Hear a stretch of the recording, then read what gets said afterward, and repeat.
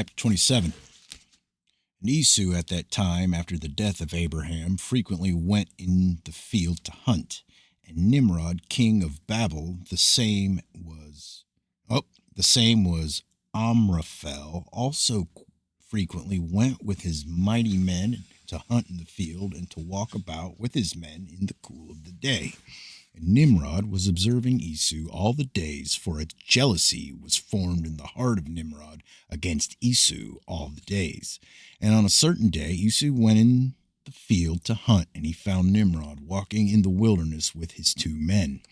And all his mighty men and his people were with him in the wilderness, but they removed at a distance from him, and they went from him in different directions to hunt.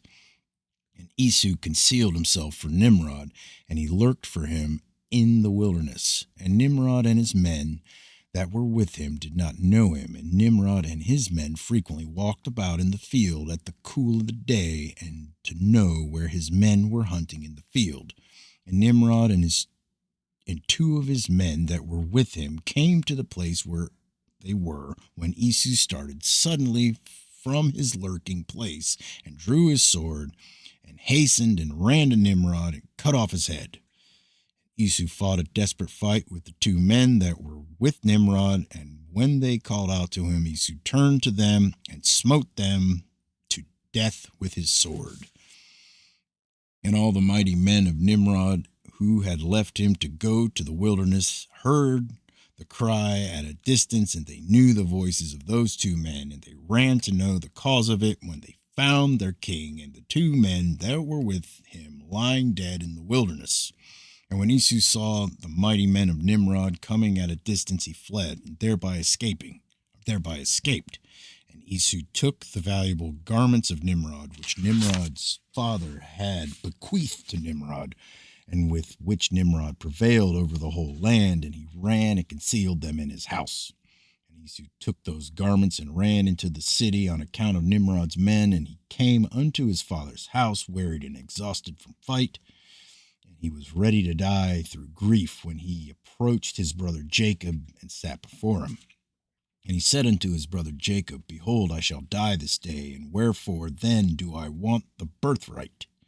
And Jacob acted wisely with Esau in this manner, and Esau sold his birthright to Jacob, for it was so brought about by the Lord.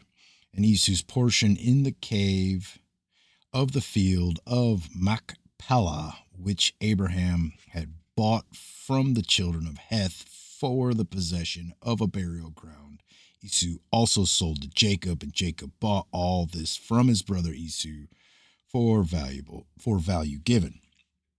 And Jacob wrote the whole of this in a book, and he testified the same with witnesses, and he sealed it, and the book remained in the hands of Jacob. And when Nimrod the son of Cush died, his men lifted him up and brought him in consternation and buried him in his city. And all the days that Nimrod lived were 215 years, and he died. And the days that Nimrod reigned upon the people of the land were 185 years, and Nimrod died by the sword of Esau in shame and contempt. And the seed of Abraham caused his death, as he had seen in his dream. And at the death of Nimrod, his kingdom became divided into many divisions, and all those parts that Nimrod reigned over were restored to the respective kings of the land, who recovered them after the death of Nimrod. And all the people of the house of Nimrod were for a long time enslaved to all the other kings of the land.